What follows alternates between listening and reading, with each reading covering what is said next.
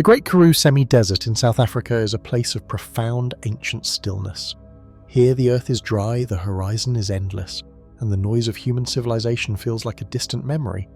It is the perfect place to listen to the universe. On the morning of October the 24th, 2005, the sky was a piercing, cloudless blue, typical for the Northern Cape. Down on the dusty ground, 64 massive white dishes stood like a field of strange metal flowers. These were the antennas of the Meerkat radio telescope, and they were all pointed in unison at a single dark patch of the southern sky. For hours, the only sound in the control room was the hum of cooling fans and the rhythmic tapping of keyboards. The air conditioning battled the creeping heat of the African sun. Inside, a small team of astronomers and data analysts sat in a comfortable routine silence. They were used to waiting. Radio astronomy is not a fast-paced pursuit. It is a game of patience, of sifting through rivers of static noise in hopes of finding a single grain of gold. Usually that gold comes in the form of a dying star, a distant black hole, or the faint whisper of a galaxy formed billions of years ago. But today was different. Today they were not looking at the ancient past, they were tracking a visitor. High above the atmosphere, racing through the vacuum at a speed of 80 kilometers per second, an object named 3I Atlas was diving toward our sun. It was the third interstellar object ever detected by humanity, a traveler from another star system just passing through ours. The room was thick with a specific kind of tension. It was a mixture of hope and the heavy weight of past disappointments. The scientists remembered the history that had led them to this moment. They remembered Oumuamua, the first visitor which had tumbled through our solar system back in 2017. It had been a long cigar-shaped mystery. Telescopes all over the world had stared at it, desperate for a sign. They looked for lights, for heat, for radio signals. But Oumuamua had been completely silent. It was just a tumbling rock, a ghost ship drifting through the dark. It gave us nothing but its strange shape and a gravity-defying push that sparked arguments for a decade. Then came Borisov, the second visitor 2 years later. It was different, but ultimately just as quiet. It was a comet shedding gas and dust, behaving exactly as a comet should. It was beautiful, but it was dead. It was simply a piece of debris from a planetary collision far away. These two visitors had taught humanity a sobering lesson. The universe is crowded, but it is silent. Interstellar space is full of rocks, ice and dust drifting aimlessly between the stars. There is no music, no hum, no voice, just the silence of geology. So as the Meerkat dishes tracked 3I Atlas, the expectations were managed. The team expected another rock. They expected another silent comet. They prepared themselves to analyze the reflection of sunlight off its surface, to measure its rotation and to wave goodbye as it disappeared back into the dark. However, 3I Atlas was strange. It was approaching from a region of the sky that made it hard to see with optical telescopes, the ones that use mirrors and lenses to take pictures. It was too close to the glare of the sun for the Hubble or the James Webb Space Telescope to get a clear image yet. That is why the radio astronomers were up first. They didn't need to see the object in the traditional sense. They needed to hear it. Radio telescopes act like giant ears. They do not capture light that our eyes can see. They capture radio waves energy that vibrates at a much lower frequency. If the universe is a grand orchestra, optical telescopes watch the musicians move their hands, but radio telescopes listen to the notes they play. Dr. Aris Thorne, the lead signal analyst on duty, stared at the waterfall of data cascading down his main monitor. Most of it was background noise, the static hiss of the cosmos. It was the sound of the galaxy breathing. He adjusted the sensitivity, filtering out the noise of satellites and the Earth's own interference. He was looking for a spike, a bump in the line, anything that indicated that 3I Atlas was more than just a cold stone. Target acquisition is stable, a colleague murmured from the next desk. Integration time is 30 minutes. Aris nodded. He took a sip of lukewarm coffee. He watched the frequency lines. He expected a flat line. A cold object does not emit radio waves unless it is interacting with the solar wind in a violent way, and 3I Atlas was still too far from the sun for that. Then the screen flickered. It wasn't a dramatic alarm. There were no flashing red lights or sirens. It was just a subtle shift in the data visualization. On a graph that should have been smooth and flat, a tiny stubborn peak appeared. Aris squinted. He tapped a few keys to refresh the sample. "I'm getting a ghost," he said, his voice calm but tight. "Is anyone running a calibration test?" "No testing scheduled," the operations manager replied, looking up from her tablet. "Why, what do you see?" "I have a spectral line," Aris said. "It's weak, very weak, but it's persistent." The room went very quiet. The hum of the servers suddenly seemed louder. A spectral line meant that energy was being emitted at a very specific frequency. In nature, specific atoms release energy at specific frequencies like a fingerprint. Hydrogen sings at one note, hydroxyl sings at another. Aris isolated the signal. He zoomed in. If this was a mistake, it was a very precise one. The signal was centered around 1.6 gigahertz. It wasn't the chaotic, messy noise of a solar flare. It wasn't the broad, static hiss of a dust cloud. It was narrow. It was sharp. It was clean. "It's shifting," Aris whispered, his heart beginning to hammer against his ribs. "Do you see the drift? The frequency is changing slightly." "Doppler shift," the manager said, standing up and walking over to his station. "It matches the velocity of the object." The implication hung in the air, heavy and electric. If the signal's frequency was changing exactly in time with the movement of 3i Atlas, then the signal was not coming from Earth. It wasn't a stray satellite. It wasn't a microwave oven in the break room. It was coming from the object. For the first time in history, a rock from another star was not silent. Is it OH hydroxyl?" someone asked. "Comets often release hydroxyl as water boils off them. That would be a natural explanation. It would be safe.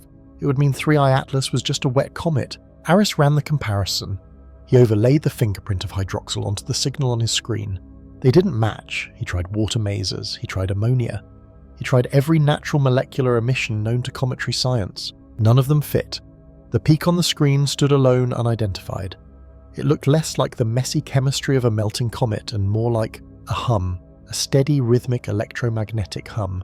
Aris sat back in his chair, his hands trembling slightly. He looked around the room. The faces of his colleagues mirrored his own shock. They were scientists trained to be skeptics, trained to doubt everything until the proof was undeniable. But they all knew what they were looking at. The silence of the interstellar graveyard had been broken. Oumuamua had been a mute ghost. Borisov had been a silent wanderer, but 3i Atlas was singing. It wasn't necessarily a message, it wasn't a voice saying hello, it was simply the presence of energy where there should be none. It was the difference between walking into a dark, empty cave and walking into a dark cave where you can hear the faint, steady thrum of a generator. One is nature, the other is something else. "We need to confirm," the manager said, her voice dropping to a whisper as if she were afraid of scaring the signal away. "Call the Greenbank telescope in America, call Parkes in Australia, we need eyes on this now." Aris looked back at the screen. That single thin line of green light was still there, cutting through the darkness of the data. It was a small thing, barely a blip in the grand energy of the universe. But as he watched it, he felt the world shift beneath his feet. The universe they thought they lived, in the quiet, lonely, natural universe, was gone. In its place was something new, something active, something that was broadcasting. Outside, the heat of the Karoo Desert shimmered off the ground. The white dishes of Meerkat continued to stare unblinkingly at the sky. To a casual observer, nothing had changed. The earth was still dry, the sky was still blue, but inside the control room the silence was gone forever. Humanity had finally tuned its radio to the right station, and for the first time something had answered. Long before the world gave it a name, long before the panic and the wonder set in, the object was simply a ghost in the machine of the universe. For millions of years, 3i Atlas drifted through the crushing silence of the interstellar void.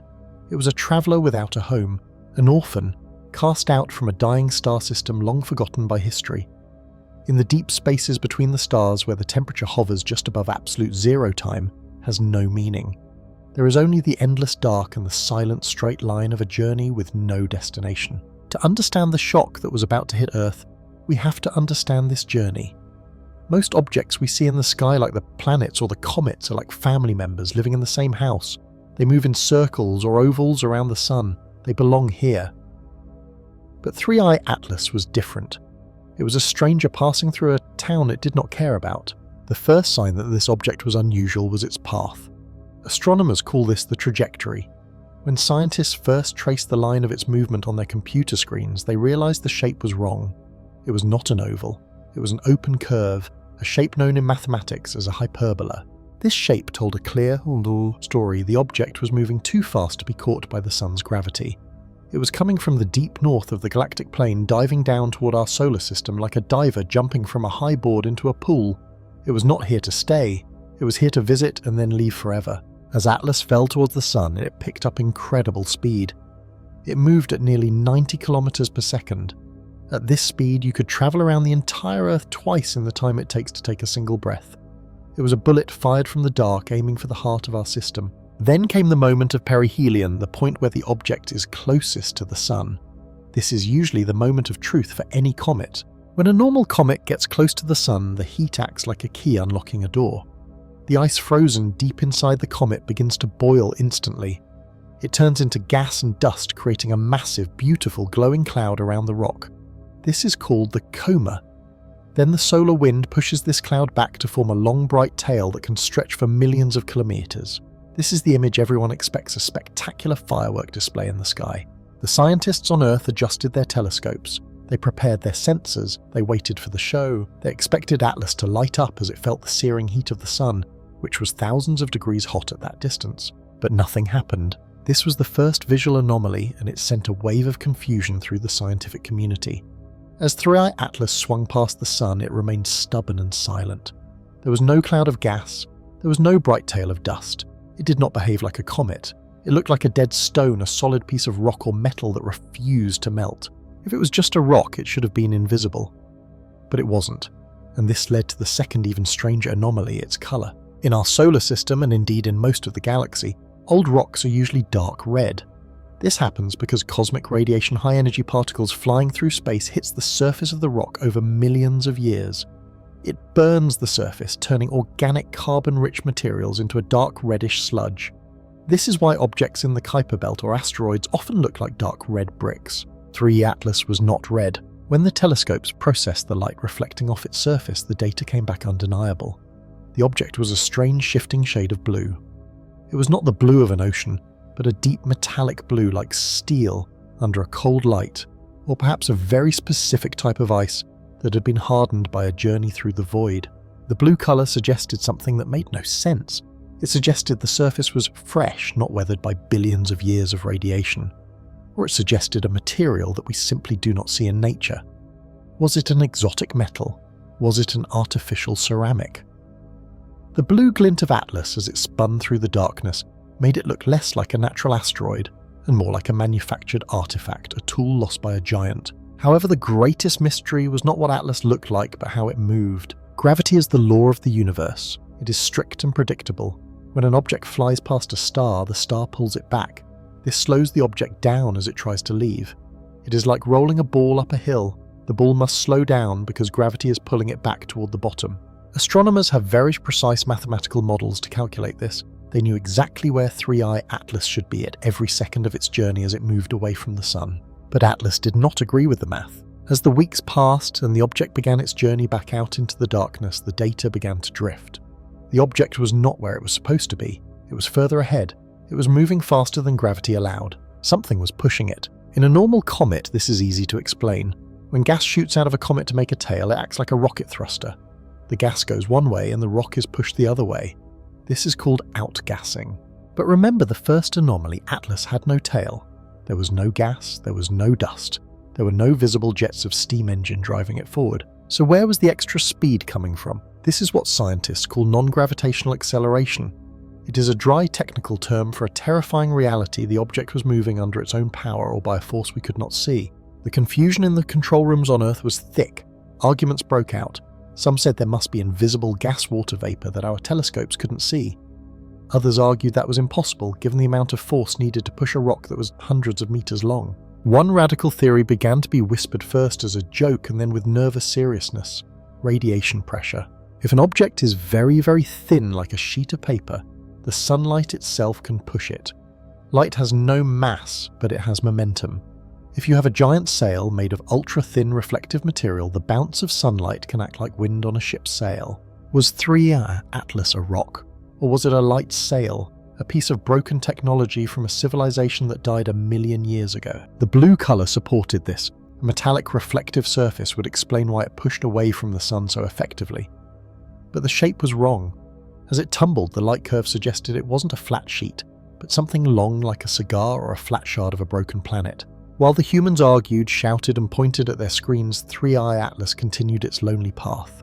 It did not communicate, it did not signal, it simply spun tumbling end over end every 8 hours.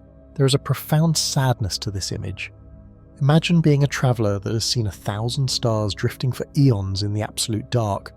You finally come close to a warm fire, a star like our sun. You feel the heat for the first time in an eternity. You speed up dancing a hyperbolic ballet around this gravity well, and then just as quickly you are thrown back out. The sun becomes smaller and smaller behind you. The warmth fades, the light dims, the darkness of the deep void wraps around you once again. 3i Atlas was returning to the cold. It was leaving us with questions we could not answer. It was a bottle found in the ocean, but the message inside was written in a language we could not read. The acceleration continued, pushing it faster and faster away from Earth towards the constellation of Pegasus. It was fleeing the crime scene, leaving the detectives of Earth baffled. The Blue Traveller had broken the rules of visuals, broken the rules of composition, and broken the rules of gravity. It left behind a feeling of unease. If nature did not build this, then who did? And if nature did build this, how little do we actually understand about the universe we live in? As the object faded from the view of even the strongest telescopes, becoming just a faint blue pixel against the black velvet of space, the scientists were left with a humbling realization. We are not the masters of space. We are just watchers sitting on a small island watching the great ships pass in the night, having no idea where they came from or where they are going. In the vast silent expanses of the northern cape of South Africa, where the red dust of the earth meets the endless blue of the sky, something extraordinary rises from the scrubland. This is not a natural formation, nor is it a mirage created by the heat. It is a collection of 64 white giants standing tall against the horizon. These are the ears of the Karoo Desert. This is the Meerkat Radio Telescope Array, a testament to human curiosity and the unyielding desire to understand where we come from. To the naked eye, the scene is almost surreal. The Karoo is a place of profound stillness. It is a semi-desert region where silence is a physical weight broken only by the wind or the crunch of dry footsteps. Yet in this place of quiet, humanity has built a machine designed to listen to the loudest and most ancient sounds in the universe. These 64 dishes are not looking for visible light like a standard telescope. They are listening for radio waves, the invisible signals that travel across the cosmos carrying the secrets of stars, galaxies, and black holes. The visual impact of Meerkat is undeniable. Each antenna is a massive structure standing over 40 feet tall with a main reflector dish that spans 44 feet in diameter. They are painted a stark clean white to reflect the harsh African sun, protecting the sensitive electronics inside from overheating. When you stand at the base of one, you feel small, but when you see all 64 of them spread out over nearly 5 miles of desert floor, the feeling shifts from intimidation to awe. There is a specific moment that captures the true spirit of this place. It happens when the observation schedule changes. Suddenly, as if obeying a silent command from an invisible conductor, the dishes begin to move. They do not move randomly. They move in perfect unison.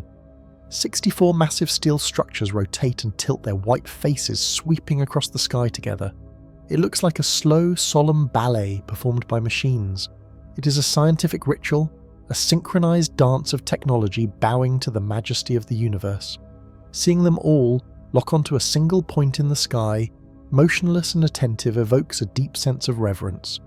It is as if they are praying to the cosmos, or perhaps patiently waiting for it to speak. But the true magic of Meerkat lies not just in the steel and gears, but in the invisible web that connects them. This is the brilliance of a technique called interferometry. If we wanted to build a single radio dish sensitive enough to see the things a Meerkat sees, it would have to be impossibly large, perhaps miles wide. Such a structure would collapse under its own weight. Humans cannot build a single ear that big. So instead of building one giant dish, scientists built 64 smaller ones. This is where the genius of the human mind shines brightest. By using supercomputers to stitch together the signals received by each of the 64 dishes, the system acts as if it is one single massive telescope. It is a virtual ear. The distance between the dishes creates a net that catches radio waves. The wider the dishes are spread apart, the sharper the image becomes. It is like having eyes that are miles apart. The depth and detail you can perceive are far greater than with eyes that are close together. However, combining these signals is not simple. It requires a level of precision that is hard to comprehend. The radio waves have travelled for billions of years to reach the Karoo. They arrive at each dish at slightly different times differences measured in nanoseconds or billionths of a second. The system must align these waves perfectly. If the timing is off by even a fraction of a hair's width, the image blurs and the data becomes meaningless. The computer brain of Meerkat processes this information at a speed that rivals the total internet traffic of a small country. It is a digital symphony turning chaos into clarity. The challenge of this work is immense because the universe is a noisy place and the signals we are hunting are incredibly faint. Radio astronomers often compare it to trying to hear a whisper in the middle of a rock concert, or more accurately, trying to detect the signal of a mobile phone located on the surface of Mars. But the biggest obstacle is often closer to home, the Sun. To a radio telescope, the Sun is not just a source of heat and light, it is a screaming monster of radio noise. It is a chaotic storm of electromagnetic radiation. When the Sun is active, it blasts out waves that can easily drown out the delicate whispers coming from the deep universe. The hydrogen gas from the dawn of time, the faint pulses of a dying star, the magnetic swirl around a black hole, these signals are weak.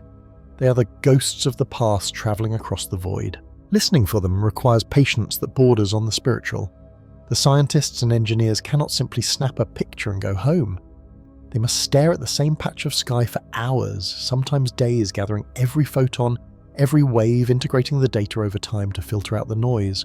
They have to separate the static of our own solar system from the messages of the deep cosmos. This effort is what makes the image of the meerkat dishes so powerful.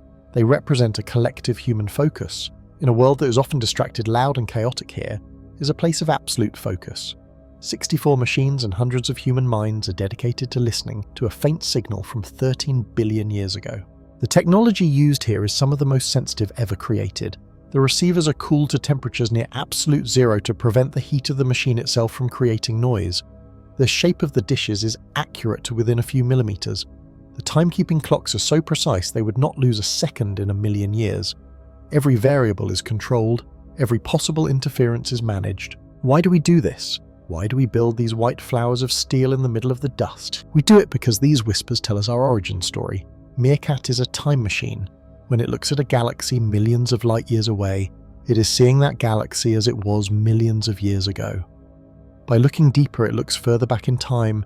It is hunting for the cosmic dawn, the moment when the very first stars ignited and lit up the dark universe. It is trying to map the invisible magnetism that threads the galaxy together like a cosmic nervous system. Standing in the shadow of a meerkat dish as the sun sets over the Karoo, you cannot help but feel a bridge between the ancient earth and the ancient sky. The red dirt under your boots is old, but the light falling on the white dish is older. The silence of the desert amplifies the significance of the mission. There is a profound beauty in the contrast. We use heavy industrial metal, tons of steel, miles of cable concrete foundations to catch something as ethereal and weightless as a radio wave. We use the most advanced digital brains to understand the oldest analog signals. As the stars begin to emerge in the southern hemisphere sky, the dishes might tilt again, moving to a new target. The hum of the motors is barely audible, swallowed quickly by the desert air. They stand like sentinels, guardians of knowledge. They are not just instruments of science. They are monuments to the human spirit. They show that we are not content to just survive on this rock. We want to know, we want to listen. We are willing to build great ears in the silence of the desert just to catch a whisper from the beginning of time. This is the romance of radio astronomy. It is not about the bright flashes or the easy answers. It is about the long, slow, patient hunt in the dark. It is the belief that if we listen carefully enough, and if we build our tools with enough precision, the universe will eventually tell us its secrets. And in the Karoo, under the vast African sky, the meerkat is listening, waiting for the next whisper to arrive.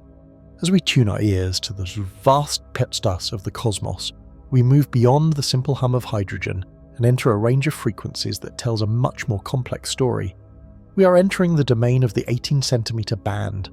Here, the radio spectrum begins to play a melody that is hauntingly familiar to us, even though it originates from the cold vacuum of space. This is not just noise, it is a song of broken bonds and the ghosts of water. We focus our attention on the frequency range of 1,600 MHz. It is here that the universe begins to whisper its secrets about the origins of life. Specifically, we are looking for two distinct signatures, two very precise notes in this cosmic chord, 1,665 MHz and 1,667 MHz. To the untrained eye looking at a radio telescope's data, these might look like simple wiggles on a screen, tiny dips in a line of static. But to the heart of a scientist, these dips are breathtaking. They are what we call absorption lines. Imagine a bright light shining in the distance that is the background radiation of the universe or a distant star. Now imagine a cloud of gas floating in front of that light. The gas does not just let the light pass through, it steals tiny specific pieces of it. It drinks the light at very specific colours that our eyes cannot see, but our instruments can feel. When we see the signal drop at 1665 and 1667 MHz, we are seeing the shadow of a molecule known as hydroxyl. The presence of hydroxyl is a revelation because of what it represents. Hydroxyl is not something that usually exists comfortably on its own for very long. It is a fragment, a remnant, a piece of a puzzle.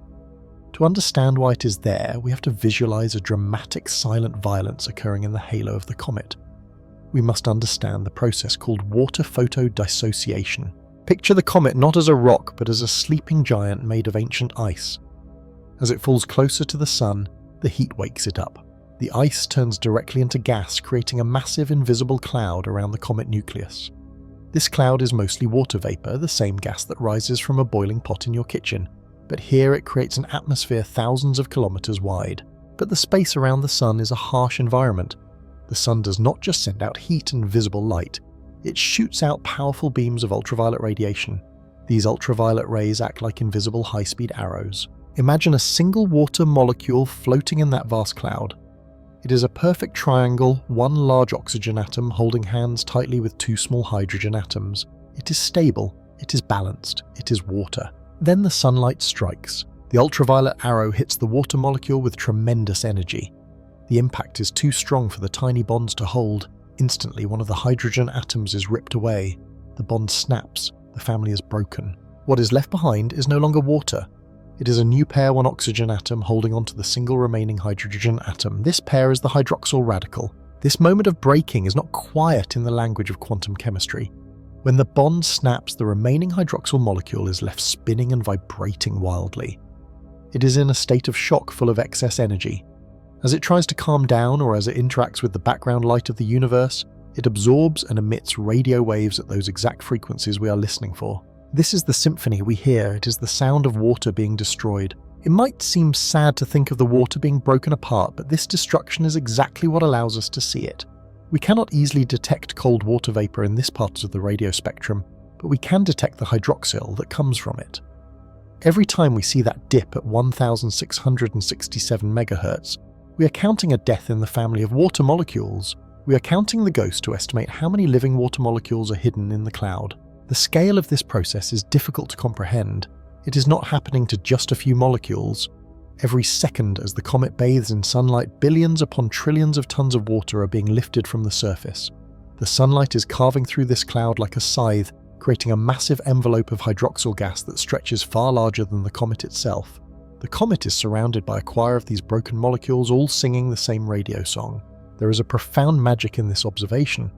When we look at a glass of water on a table on Earth, it seems ordinary. It is just liquid.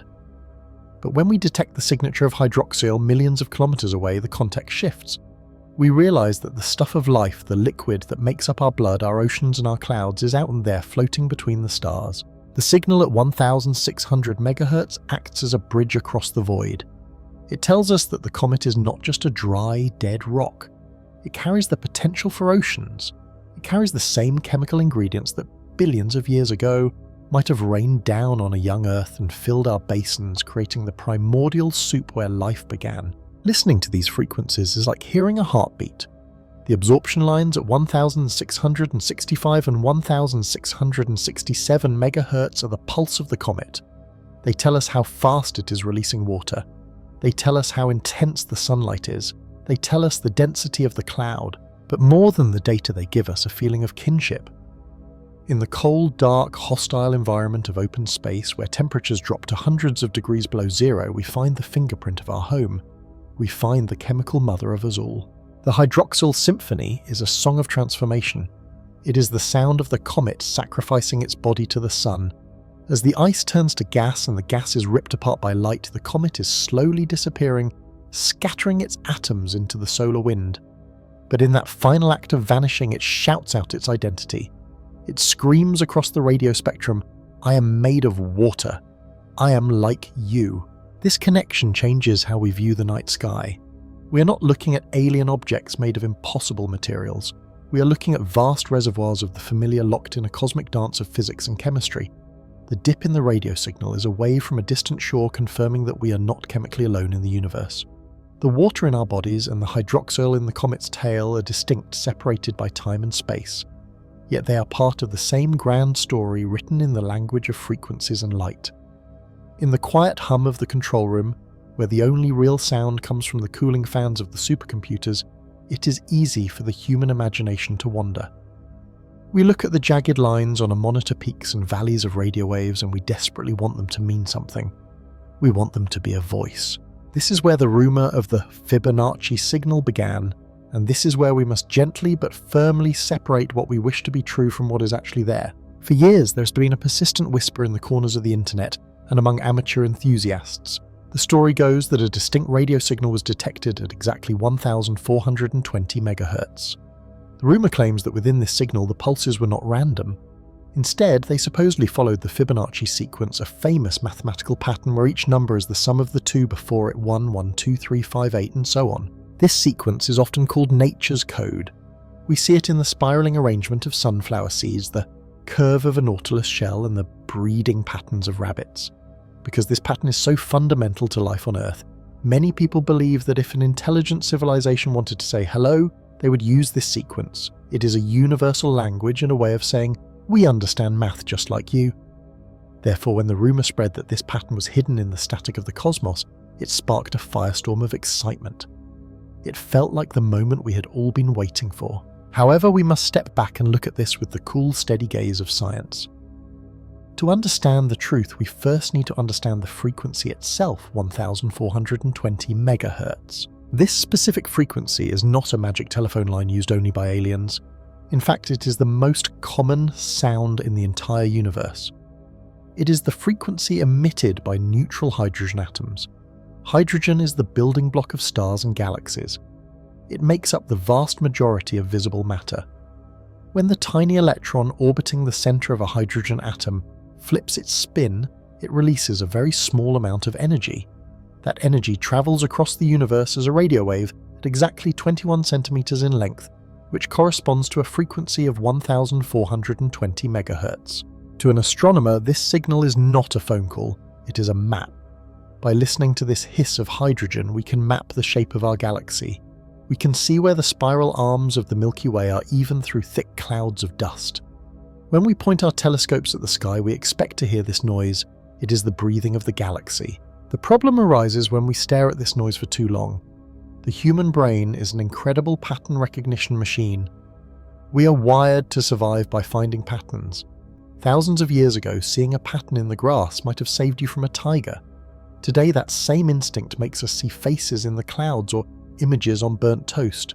This psychological phenomenon is called pareidolia. When enthusiasts looked at the data from the 1420 MHz band, they saw random spikes of noise. This noise comes from everywhere. It comes from the background radiation left over from the Big Bang. It comes from dying stars exploding. It comes from rapidly spinning neutron stars called pulsars, which act like cosmic lighthouses, sweeping beams of radiation across the sky, and very often it comes from us. Earth is a very noisy planet. Our satellites, our cell phones, our radar systems, and even our microwave ovens leak radio waves that can confuse a telescope. Upon close peer-reviewed examination, the Fibonacci pattern simply was not there. What people saw was a random cluster of data points that for a brief second looked like a pattern. If you flip a coin 1,000 times eventually, you might get heads 5 or 6 times in a row. It is not magic, it's just probability. The signal was not a message. It was just the chaotic, beautiful noise of the universe behaving as it always does. This brings us to the crucial distinction between empirical science and science fiction. Science fiction is wonderful. It allows us to dream. It allows us to ask what if, and to imagine a universe teeming with friends or foes. It gives us hope. But science works differently. Science requires evidence. It demands that we try to prove ourselves wrong. When a scientist sees a strange signal, their first thought is not, it is aliens. Their first thought is, did the equipment break? Their second thought is this a satellite passing overhead? Their third thought is this a new natural phenomenon we have not seen before? Only after every other possibility has been eliminated do we even dare to whisper the word intelligence. In the case of the 1420 MHz rumours, the truth is far more grounded. There is no confirmed signal containing a math problem, There is no alien greeting card. Some might find this disappointing. They might feel that if the signal is just noise, then the universe is a cold and lonely place, but I invite you to look at it differently. I invite you to see the beauty in the truth. We do not need aliens to make the universe magical. The reality of what we are hearing is already staggering. When we tune into that hydrogen line, we are listening to atoms that have existed since the dawn of time. We are detecting energy that has travelled for millions of years across the vast freezing dark of the void just to reach our small metal dish on a blue planet. Think about the pulsars I mentioned. These are the cores of dead stars crushed by gravity until they are as dense as an atomic nucleus. They spin hundreds of times per second, keeping time more accurately than the best atomic clocks on Earth. They are natural clocks in the sky. Is that not beautiful? Think about the massive clouds of gas where new stars are being born right now. We can hear them through their radio emissions. We are listening to the birth cries of stars that will one day have their own planets, perhaps even their own life forms. The noise is not just static, it is the story of cosmic evolution. It is the song of gravity, heat and light playing out on a stage larger than we can comprehend. To dress this up with fake stories about Fibonacci sequences is to paint over a masterpiece. The universe does not need our made-up patterns to be interesting. It is interesting all by itself. So we continue to listen. We keep our ears to the sky at 1420 MHz and at many other frequencies. We do this with patience. We do this with humility. We accept the data for what it is, not what we want it to be. If one day we truly receive a signal, a string of prime numbers, a complex image, or a simple hello, it will be the greatest discovery in human history. But it will only be real if we are rigorous. It will only be real if we stop chasing ghosts and start appreciating the shadows. For now, the speakers are filled with the hiss of hydrogen. It is a steady, constant sound. It is the sound of matter existing. It is the sound of reality. And if you listen closely without the need for fantasy, you will find that the truth has a melody all its own. It is the melody of a universe that is vast, ancient, and indifferent to our desires, yet undeniably magnificent in its existence. That is enough. That is plenty. This is where the story stops being about simple observation and turns into a full-blown cosmic mystery. We call it the ghost paradox, and it is perhaps the most frustrating yet fascinating chapter in our investigation. Imagine you are a detective at a crime scene. You have two witnesses, and both of them are considered completely reliable. Witness A is a high-tech camera that sees the world exactly as our eyes do, but with superpower magnification. Witness B is a blind sensor that detects heat in visible waves and chemical fingerprints. Witness looks at our mysterious object and says it is a stone, it is dead, it is sitting there doing absolutely nothing. There is no cloud around it, no tail flowing behind it. It is just a dry, heavy rock tumbling through the dark. But Witness B screams, no, it is alive, it is active, it is venting gas like a steam engine, it is boiling. This is the core of the paradox. When we look at the data from optical telescopes, the kind that capture visible light, we see a barren object. In the world of astronomy, a comet is defined by its coma, the fuzzy envelope of dust and gas that surrounds it in its tail, which reflects sunlight.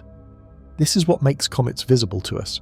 The dust acts like millions of tiny mirrors, but when we pointed our optical lenses at this object, the image was sharp and clean. There was no fuzz, there was no tail. To the human eye, or at least the mechanical equivalent of it, this object was an asteroid, a dry fossil from the early solar system. However, the universe has layers that the human eye cannot penetrate, and that is why we use the Meerkat radio telescope and the James Webb Space Telescope. These instruments do not care about what an object looks like, they care about what an object is made of and how it behaves. When Meerkat listened to the radio frequencies and when Webb looked in the infrared spectrum, the silence was broken.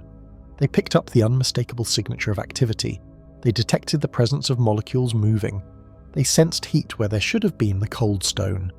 The data suggested that the object was outgassing, releasing gas into space at a tremendous rate.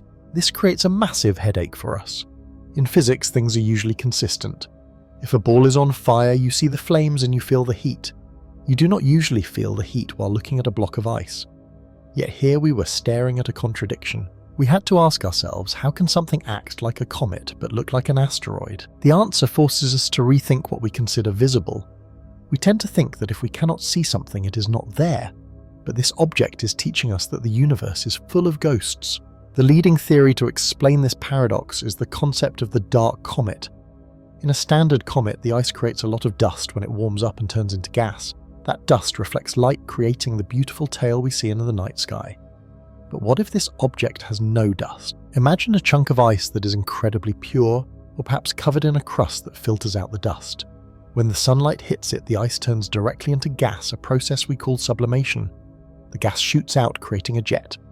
This jet acts like a thruster on a spaceship. It pushes the object, causing the strange acceleration we talked about earlier. However, gas molecules like hydrogen or simple water vapor are invisible to optical cameras. They do not reflect sunlight the way dust does. They are as clear. So the object is pushing itself with a powerful engine of gas accelerating and changing its path, but the smoke from that engine is invisible. It is like watching a car driving down the highway. You can see the car moving. You can check the speedometer and see it is speeding up, but you cannot see the engine, and the exhaust pipe is emitting clear air. To a primitive observer, the car is moving by magic. To a scientist, it is moving because of physics we cannot see with the naked eye. Shutterstock. This realization brings a feeling of deep philosophical unease. It makes us question the nature of truth in astronomy. For centuries, we have classified the universe based on what we can see.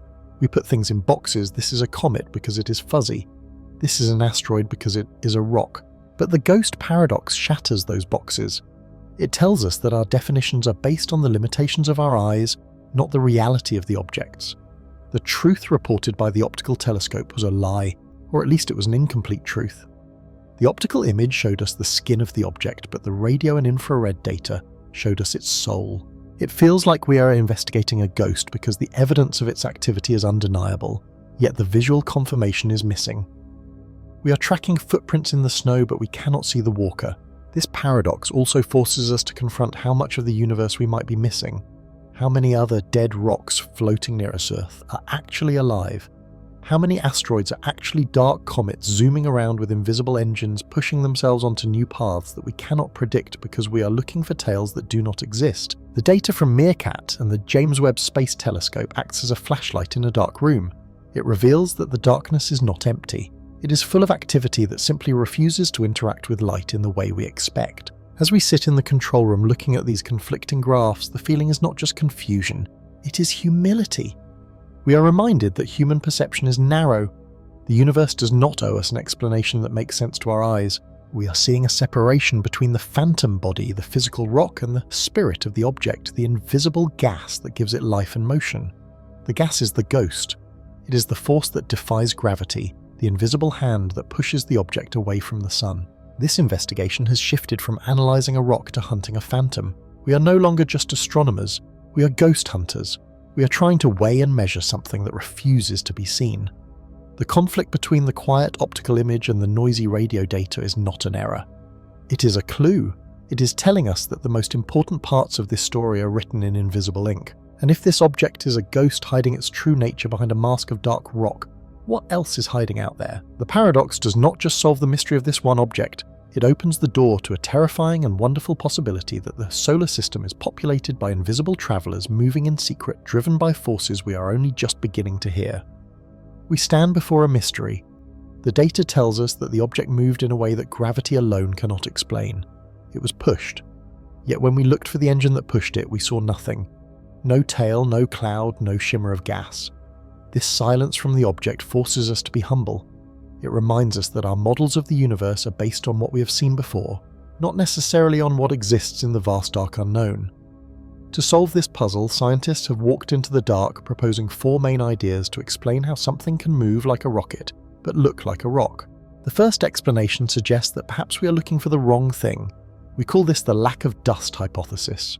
In our solar system, comets are often called dirty snowballs. They are made of ice mixed with a lot of dust and rocks. When the ice turns into gas near the sun, it drags that dust out with it. The sunlight hits the dust, and that is what creates the bright glowing tail that we can see from Earth. But what if this visitor was different? Imagine a piece of ice that is incredibly pure. It has no dirt, no sand, and no heavy particles trapped inside it. If this object gets close to the sun, the ice will still turn into gas. This gas will still shoot out and push the object forward, giving it that extra speed we observed. However, because there is no dust to catch the light, this cloud of gas would be almost invisible to our telescopes. It is like a fire that burns with a perfectly clear blue flame without any smoke. The power is there, but the visual evidence is missing. This idea challenges our definition of a comet. It suggests that in the spaces between stars, comets might form differently than they do here, creating objects that are naked ghosts moving unseen until they are right on top of us. The second possibility focuses on how the object moves, known as asymmetric outgassing. We know that the object was tumbling through space, flipping over and over rather than spinning smoothly. If the object was releasing gas, it was likely not doing so evenly from all sides. Picture a dark, oddly shaped rock. As it tumbles, the sun heats up only specific patches of its surface. Suddenly, a pocket of ice beneath that warm patch bursts open. A jet of gas shoots out. Because the object is spinning, this jet acts like a thruster on a spacecraft that is firing at random times. One moment it pushes the object left, the next moment it pushes it forward. This fits with the tumbling motion we measured.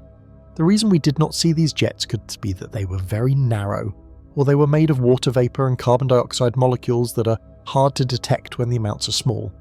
We might have been looking at a natural machine powered by the sun, venting its exhaust in a chaotic dance that gave it just enough of a push to confuse our calculations. The third hypothesis is perhaps the most creative and strange. It involves supervolatiles. Most comets we know are made of water ice.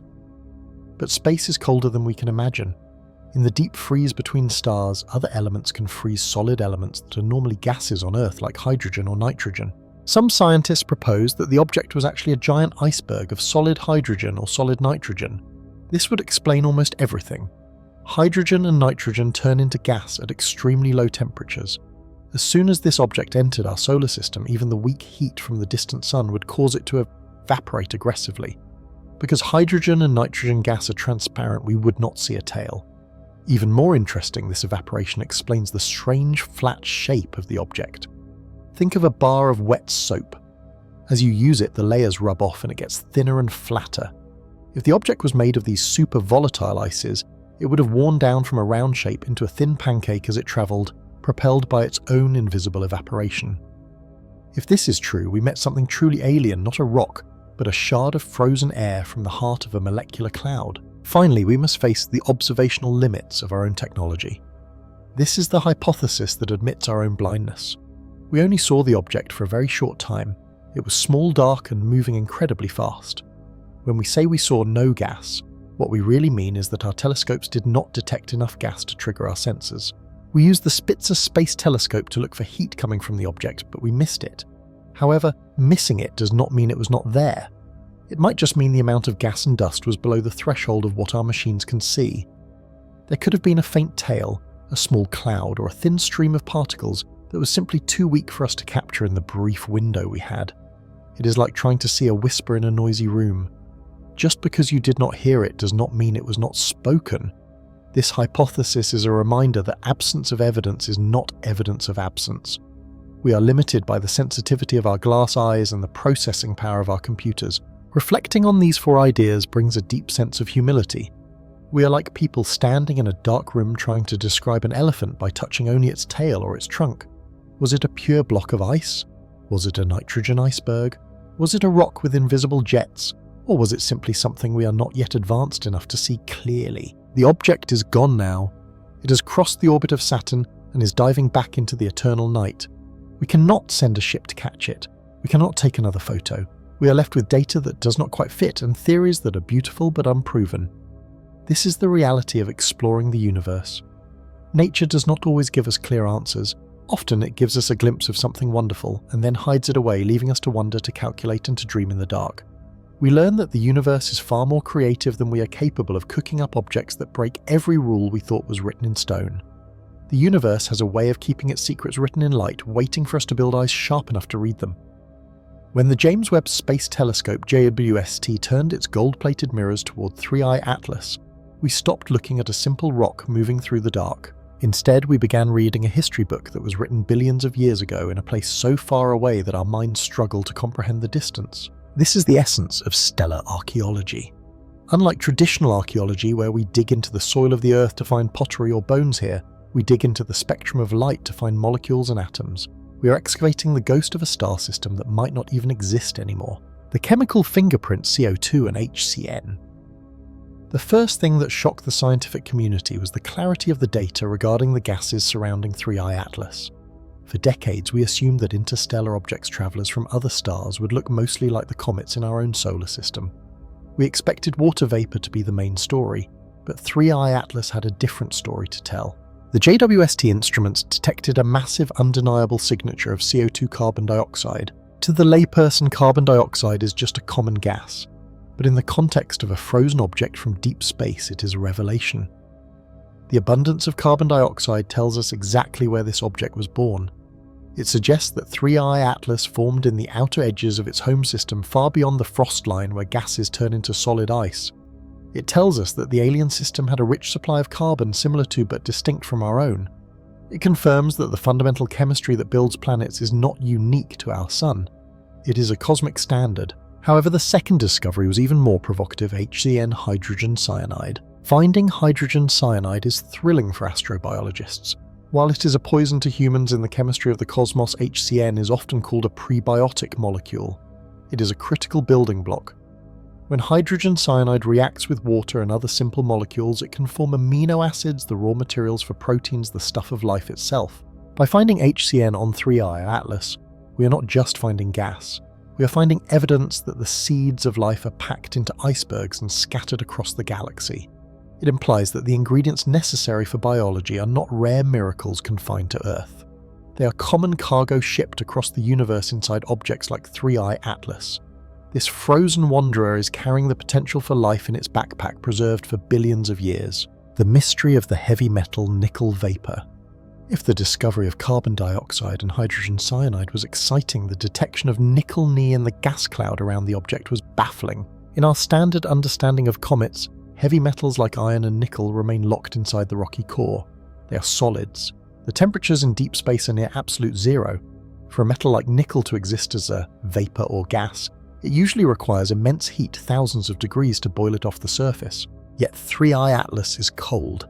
It is travelling through the freezing void. So why did JWST see the glowing signature of nickel gas? This presents a fascinating puzzle for stellar archaeologists. It suggests that 3I Atlas is not sublimating, turning from solid to gas like a normal snowball. There is a unique physical process happening here. One theory is that the nickel is not coming from the core, but is trapped within special molecular cages on the surface, perhaps mixed with the organic dust. When sunlight hits these specific dust grains, it liberates the nickel atoms directly, even at low temperatures. This heavy metal vapor creates a direct link to the star system where 3I Atlas was born. The presence of accessible nickel suggests its parent star might have had a high metallicity, astronomy speak for a star rich in elements heavier than hydrogen and helium. It paints a picture of a star system that was dense, chemically complex, and perhaps violent enough to mix heavy metals into the icy crust of its comets, a frozen specimen from the deep past. To understand the true weight of these findings, we must change how we view 3I Atlas. We must stop thinking of it as an asteroid or a comet. We must view it as a specimen. Imagine a biologist finding a perfectly preserved insect trapped in amber from the Jurassic period. That insect tells the biologist everything about the ecosystem of the Earth 150 million years ago. 3I Atlas is that insect in amber, but on a galactic scale. It is a pristine sample of a nebula that collapsed billions of years ago to form a star system that we will never see. While the planets of that system may have been destroyed or the star may have burned out and died, this piece of ice survived. It was ejected, thrown out by the gravity of a giant planet, and sentenced to wander the void between stars. Because space is so cold and empty, 3I Atlas has barely changed since the day it was kicked out. It is a time capsule. When we analyse that CO2, that HCN and that nickel, we are touching the raw material of an alien genesis. We are virtually holding a piece of a distant world in our hands. We are analysing the dust of a solar system that formed perhaps before our own sun even ignited. The emotional weight of the void. This scientific analysis inevitably leads to a profound emotional realisation. As we stare at the spectral lines on the computer screens decoding the light from 3I Atlas, we are overcome by the sheer scale of time and space. There is a haunting beauty in the loneliness of this object. For eons it drifted in absolute silence. It passed through the great nothingness between stars, a journey that creates a solitude we cannot imagine. It has travelled for millions of years without feeling the warmth of a star, only to briefly pass by our sun, warm up, release its secrets to our telescopes, and then leave again, heading back into the eternal dark. Looking at 3I Atlas is a humbling experience. It reminds us that our solar system is just one of billions. It reminds us that the galaxy is filled with the debris of creation floating silently in the dark. When we see the nickel vapor and the hydrogen cyanide, we're either looking at a ghost. We are seeing the DNA of a dead or distant star system. It makes us realize that we are late arrivals to the cosmic party. Long before Earth had oceans, long before the first microbes swam in our seas, this object was already out there carrying its cargo of carbon and metal waiting for someone to notice it. The data from JWST is not just numbers and graphs, it is a narrative. It is a story of fire and ice, of ejection and exile. It is the story of a traveller that has seen more of the galaxy than humanity ever will. And in its frozen heart it carries the proof that we are part of a universe that is chemically connected, vast beyond measure, and ancient beyond understanding. The large digital clock on the main wall of the control centre did not tick with a sound, but every change of the red numbers felt like a heavy heartbeat. In this room, time was not just a measurement, it was a physical wall that we were racing toward at full speed. We were approaching the event known as solar conjunction. To put it simply, solar conjunction is the moment when the sun moves directly between the Earth and our spacecraft. It is a cosmic blind spot. The sun is a massive generator of radio noise. As it slides between us and our machines, it acts like a giant wall of static interference. When the spacecraft goes behind the sun, we cannot speak to it and it cannot speak to us. We are effectively deaf and blind to our creations. Usually this is just a routine pause of time to let the machine sleep. But today was different. Today, right before the silence, the universe had arranged a perfect, fragile alignment. The atmosphere in the room was a strange mix of high speed and absolute stillness. It felt like holding your breath while running a sprint. There were 20 of us in the room, scientists and engineers, yet the silence was so deep you could almost hear the hum of the computer cooling fans. No one was shouting. Commands were typed in quiet bursts. The urgency was entirely internal. On the main screen, a simulation showed the positions of our players in this cosmic dance. There was the Parker solar probe, the brave little scout diving dangerously close to the star. It was currently enduring temperatures of over 1,000 degrees Celsius. It was moving at speeds that are hard to imagine, hundreds of thousands of kilometers per hour. Its heat shield was the only thing keeping its instruments from melting into slag. Then, far away in the cold darkness, there was JUICE. This spacecraft was on its long, lonely journey toward Jupiter. It was currently millions of kilometers away from Earth, freezing in the deep void. Usually these two missions have nothing to do with each other. One touches the fire, the other seeks the ice. But for the next 45 minutes they formed a perfect triangle with the Earth. The Parker solar probe would measure the solar wind right at the source, while JUICE would measure how that wind accumulated and changed as it reached the outer solar system. It was a stereo view of a solar storm. It was a chance to see the breath of the star from beginning to end. But the window was closing. The sun was drifting into the line of sight. "Signal degradation is starting," a communications officer said softly. Her voice was calm, but her fingers moved rapidly across her keyboard. Noise levels are rising by 2 decibels every minute. This was the fragile moment.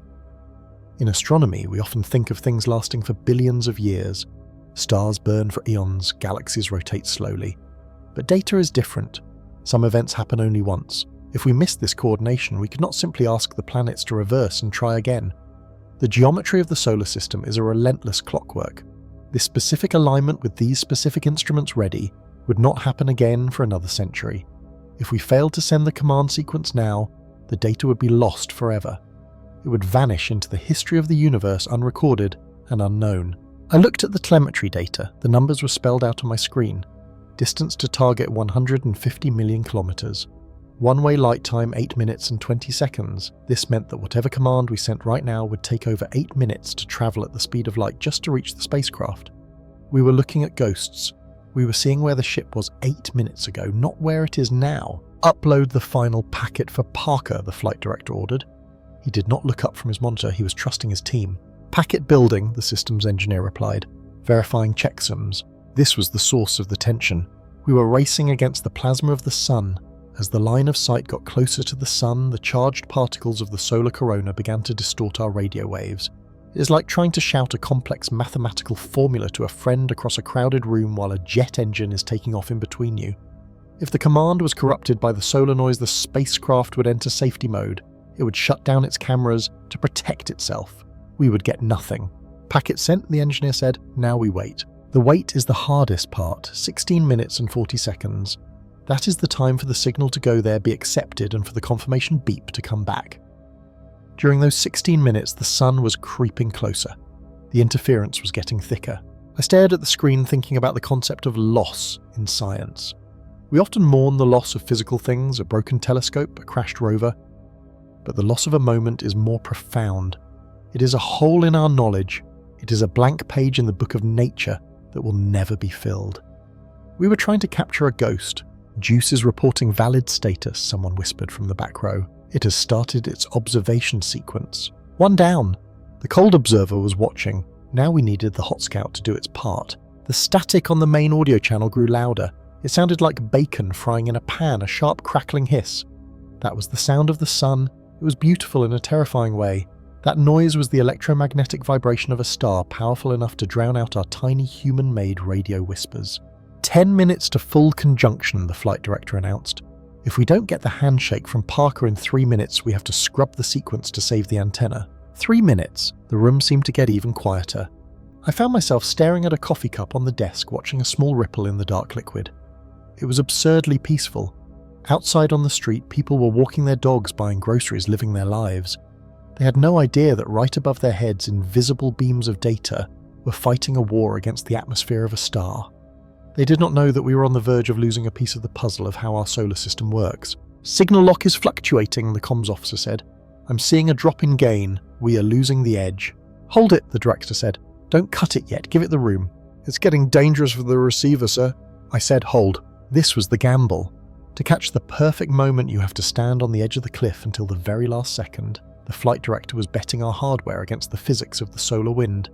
He wanted that data. We all did. It was the hunger to know. Suddenly a line of green text scrolled up the center screen. "Command acknowledged," the voice broke the spell. "Parker has initiated the sequence. Instruments are live. We have the stereo link." A collective breath held by 20 people was released at once. It wasn't a cheer. We were too professional, too tired, and too awed for cheering. It was a sigh of deep vibrating relief. "Download as much as you can to the buffer memory," the director said, rubbing his eyes. "We are going to lose the link in 2 minutes." For the next 120 seconds, the stream of data flowed. We weren't looking at pictures yet. It was just raw numbers, binary code streaming down like a digital waterfall. But we knew what it represented. It was the magnetic heartbeat of the sun. It was the secret of the solar wind. We had caught it. And then, exactly as predicted by the laws of orbital mechanics, the static took over. The green line turned red. The signal strength dropped to 0. "Loss of signal," the officer confirmed. "Spacecraft is in solar conjunction. We are dark." The screens went into standby mode. The connection was broken. The sun now stood directly between us and our machine. For the next 2 weeks, we would not hear from Parker. It was alone on the other side of the fire. I sat back in my chair, the adrenaline slowly fading, leaving behind a heavy exhaustion. But with it came a profound sense of gratitude. We had stolen a moment from the chaos of the universe. We had captured a fleeting alignment of 3 celestial bodies and 2 tiny metal boxes. It made me think about how fragile all of this is. We assume the universe is static, that it waits for us to understand it. It does not. It moves constantly, violently, and without care for our schedules. To be an astronomer or an explorer of any kind is to be a hunter of moments. You have to be there ready with your eyes open and your machines running exactly when the universe opens a door. If you are late by a minute, the door closes. The room began to clear out. People stood up, stretched their stiff backs, and started talking about lunch or the traffic home. The crisis was over. The silence of the conjunction had begun, but in the memory banks of a small probe currently hidden behind a blinding star lay the record of a moment that would never exist again. We had caught it, and that was enough. To understand the universe, we must first accept a profound truth. The cosmos is not urgent. It is constantly singing, shouting, and whispering, but it does not speak in words. It speaks in light. When we look up at a comet trailing through the sky, or a distant star burning in the dark, we are not just looking at a picture, we are looking at a data stream. Every beam of light that reaches our telescopes is a letter, a courier, carrying urgent news from places we can never visit. The most fundamental part of this language is understanding the source of the light itself. Not all light is born the same way. To the untrained eye, a glow is just a glow. But to an astrophysicist, the way light is created tells the story of the environment where it was born. This brings us to the crucial distinction between thermal and non-thermal emission. Imagine a blacksmith working with iron. As the metal heats up in the fire, it turns red, then orange, then a blinding white. This is thermal emission. It is the light of heat. At a microscopic level, this is the story of chaos. Inside the hot gas of a star or the heated coma of a comet, atoms and their electrons are moving frantically. They crash into each other like dancers in a chaotic mosh pit. The hotter they are, the faster they move and the harder they collide. These violent random collisions shake energy loose in the form of photons, particles of light. Thermal emission is the signature of temperature. It is raw energy. When we see this kind of light, we know that the matter is hot, dense, and energetic. It follows a very predictable pattern that scientists call the black body curve.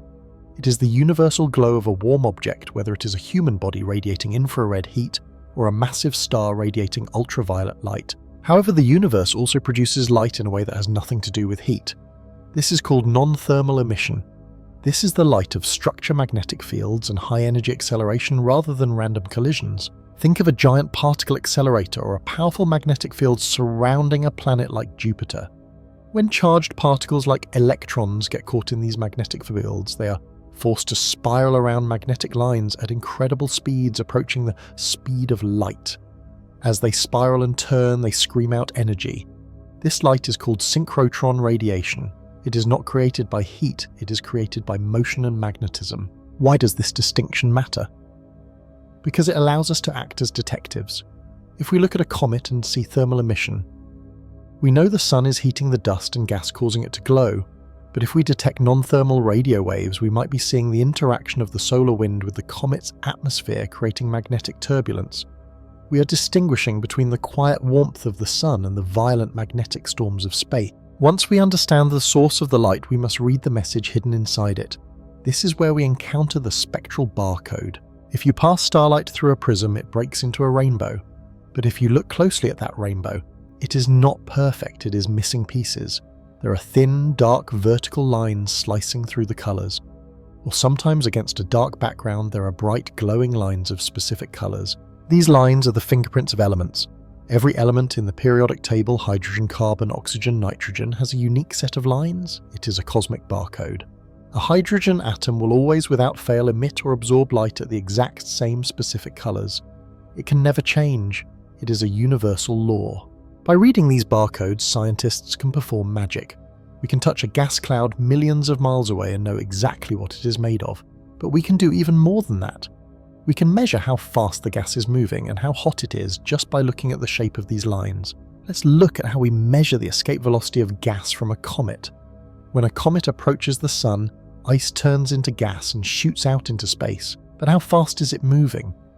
We cannot point a radar gun at a cloud of gas. Instead, we use the Doppler effect.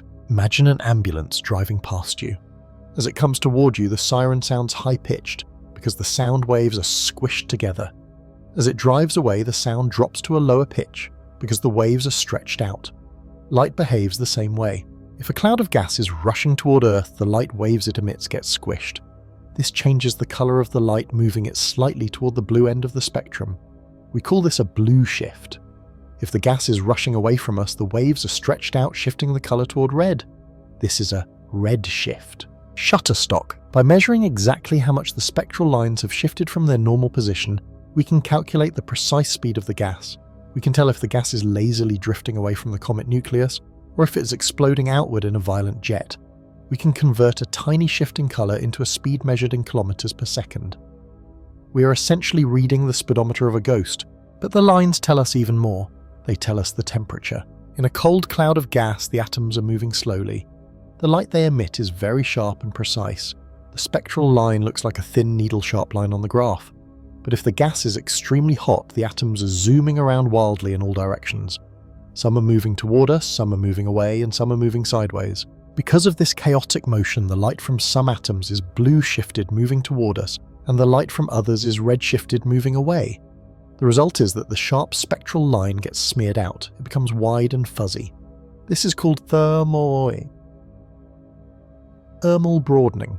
By measuring the width of that line, how fat the barcode strip is, we can calculate the temperature of the gas. A wide line means high heat, a narrow line means cold. We are taking the temperature of a celestial object without ever touching it. Furthermore, we look at the ionization state.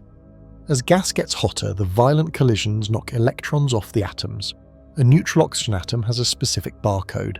But an oxygen atom that has lost 2 electrons written as oxygen 3 has a completely different barcode. If we see the spectral lines of highly stripped atoms, we know the temperature must be incredibly high, millions of degrees to rip those electrons away. It is truly humbling to step back and realize what this means. We are standing on a small rocky planet looking at faint smudges of light that have traveled for thousands or millions of years. We cannot touch these objects. We cannot send a probe to most of them, and yet we know them. We know their temperature, their speed, their composition, and the magnetic forces twisting through them. We have learned to read the invisible ink of reality. There is a deeper motion in this science. It transforms the universe from a chaotic, scary void into a place of order and story. When we see a number like a temperature of 5,000 degrees or a speed of 10 kilometers per second, it is not just a statistic. It is a description of a physical reality that exists right now, far away in the dark. It reminds us that the laws of physics are the same everywhere. The hydrogen atom in the water in your body obeys the exact same rules as the hydrogen atom burning in a star at the edge of the galaxy. The light connects us. It tells us that we are part of the same fabric. We are the only species we know of that has learned to read this language. The universe has been shouting its story for billions of years, broadcasting the history of its birth, the death of its stars, and the dance of its comets. For eons, that story fell on deaf ears. The light just hit the rocks and the oceans and vanished. But now we are here. We have built eyes of glass and mirrors to catch the light, and we have built minds capable of understanding the grammar of waves. We are the listeners, and in listening we give the universe a voice. As the dust settles from our current observations and the data streams begin to slow down, the scientific community does not close the book on Comet 3i Atlas. Instead, we simply turn the page to a new chapter 1 that is filled with anticipation and the quiet thrill of waiting. The sky is not a static painting. It is a clockwork mechanism of immense precision, and according to our calculations, the show is far from over. We are now looking toward the horizon of time, specifically targeting the month of December in the year 2025. Based on the trajectory models and the orbital parameters we have carefully calculated, this is when we predict the grand reappearance of 3i Atlas. It is a date that has been circled on calendars in observatories all around the world. The return of a comet is always a momentous occasion, but the return of 3i Atlas holds a special promise. When it swings back around the sun, completing its long journey through the cold dark, it will offer us a second chance. In science, a second chance is rare. Usually an event happens once, and if you miss it, it's gone forever. But gravity provides us with a rhythm. We predict that by late 2025, the comet will once again become visible to us, perhaps even brighter and more active than before. However, when 3i Atlas returns, we will not be greeting it with the same eyes we have today. The field of astronomy is currently standing on the precipice of a technological revolution. By the time the comet graces our skies again, a new generation of super eyes, massive next-generation observatories will likely be coming online or reaching full operational capacity. This changes everything. Two specific giants stand out in this future landscape, the LSST and the SKA. First, let us talk about the LSST, which stands for the Large Synoptic Survey Telescope, now known as the Vera C. Rubin Observatory. Located high in the mountains of Chile, this is not just another telescope. It is a machine designed to create a movie of the universe.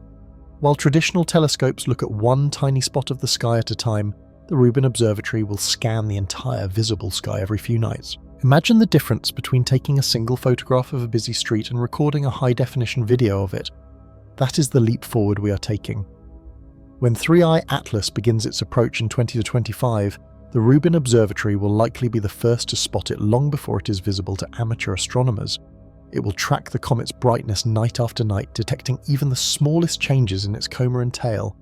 We will not just see a snapshot, we will see the comet breathing and evolving in real time. Then there is the SKA, or the Square Kilometre Array. This is a project of truly global scale with thousands of dishes and antennas spread across Australia and South Africa. The SKA does not look at light, it listens to radio waves. It is designed to be the most sensitive radio telescope ever built by human hands. Why is this important for our comet? Because comets are more than just glowing rocks. They are complex storehouses of ancient chemicals. Many of the molecules that make up a comet, like water ammonia and complex organic chains, do not glow in visible light. They hide in the radio spectrum. With the SKA, we hope to detect the faint radio whispers of these molecules as they boil off the surface of 3i Atlas. This could tell us exactly what the comet is made of, down to the very building blocks of life. This leads us to the critical concept of multi-wavelength research.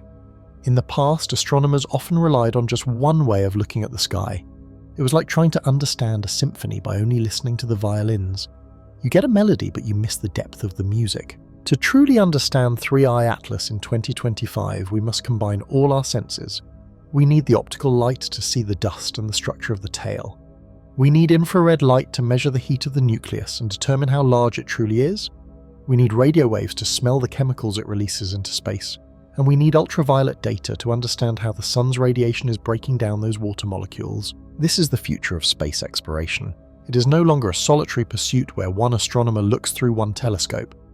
It is a coordinated global effort where machines on different continents and even telescopes floating in space all point toward the same target at the same time. It is a beautiful dance of technology and cooperation. As we wait for December 2025, the feeling in the air is one of profound hope. There is something deeply human about predicting the future movements of the cosmos and then waiting to see if we are right. It reminds us that we are part of a predictable, orderly solar system, even if it is filled with wild and chaotic events. We look forward to the return of 3i Atlas, not just to collect data, but to validate our understanding of the universe. Every time a comet returns on schedule, it confirms that our laws of physics are correct. Every time we point a new telescope like the SKA, or the Rubin Observatory at the sky, we are declaring that our curiosity has no bounds. The years between now and the return of the comet will be busy. Engineers will finish building the antennas, programmers will write the code to process the massive floods of data, and scientists will refine their theories. But underneath the busy work, there is a quiet excitement. We are preparing for a reunion.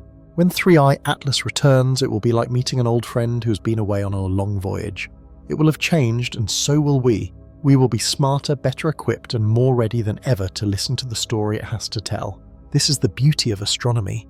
It forces us to look ahead. It forces us to build for the future. We plant the seeds of knowledge today, building these massive observatories so that we can harvest the understanding tomorrow. The comet is coming back, and thanks to our enduring spirit of exploration, humanity will be standing there, eyes wide open, ready to greet it. The show is finally over. The great screens in the observatories are dimming, and the frantic energy that gripped the world for the past few weeks has begun to settle into a quiet hum. 3i Atlas.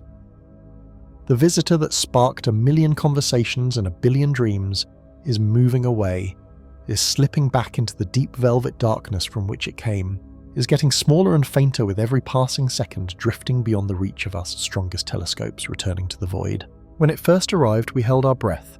We looked at its strange speed and its unusual path, and our imaginations caught fire. We asked the question that has haunted humanity since we first looked up at the stars. Are we alone? We wanted 3i Atlas to be a ship. We wanted it to be a probe. We wanted it to be a greeting card thrown across the cosmic ocean by a hand, not so different from our own. We listened for radio waves, we looked for lasers, and we analysed every shimmer of light for a sign of artificial design. But now, as the dust settles, we must accept the truth. There were no alien engines, there was no crew, there was no message encoded in prime numbers beaming down to us. It was a rock, it was a piece of ice and dust, ancient and frozen, tumbling through the silence. For a moment, this realization might feel like a disappointment. It might feel like a door slamming shut. We wanted magic and we got geology.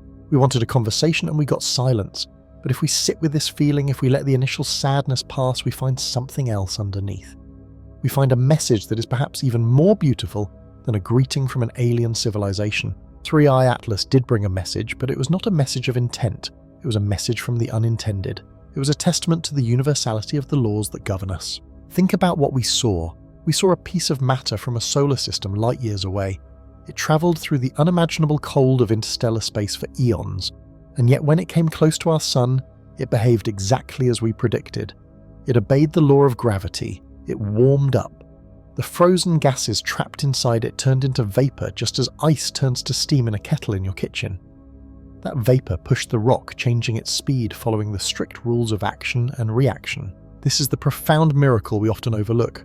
The hydrogen in that distant rock is the same hydrogen that is in the water you drink. The carbon in its dust is the same carbon that makes up the cells of your body. The gravity that pulled it toward the sun is the same gravity that keeps your feet on the ground and keeps the moon circling the Earth. 3i Atlas proved that physics is not just a local rule. It is not something we invented here on Earth. It is the language of the universe.